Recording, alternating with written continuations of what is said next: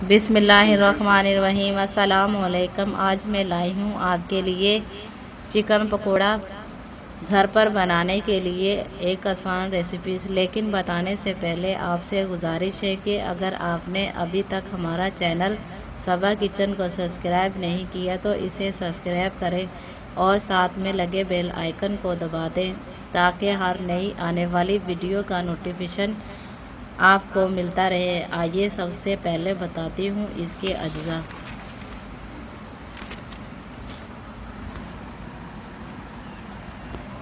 मुर्गी 1 किलो, बेसन 1 पाव, अदरक छोटा टुकड़ा, सोया सॉस 2 चम्मच, गरम मसाला 2 चम्मच, कबाब मसाला 1 चम्मच,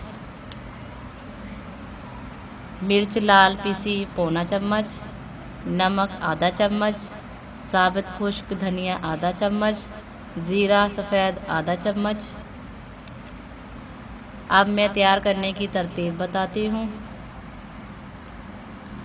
मुर्गी के गोश्त को धोकर पतीली में डाल दें। थोड़ा पानी डालकर गलाएं मगर ज़्यादा नहीं गलाएं। साथ थोड़ा सा नमक और कुटी हुई अदरक के टुकड़े डाल दें। जब पानी खुश्क होते जाए तो ठंडा होने पर हड्डियाँ निकाल कर गोश्त अलग कर लें। अब गोश्त पर सोया सॉस लगा दें और बाकी के तमाम मसाले मिलाकर गोश्त पर लगा दें। 1 घंटा पड़ा रहने दें। बेसन घोलकर खमीर कर लें। जो टुकड़े अदरक के मुर्गी गलाने के साथ डालें, इन्हें पीसकर बेसन में मिला दें। मुर्गी गलाने के साथ डाल दें। इन्हें पीसकर बेसन में मिला दें।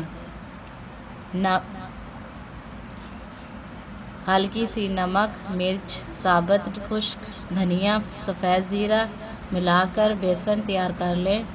घी या तेल गरम कर लें और एक बोटी पर बेसन चढ़ाकर पकोड़े की तरह तेल में सुर्ख धनिया और पुदीने की यकसा चटनी बनाकर रखें।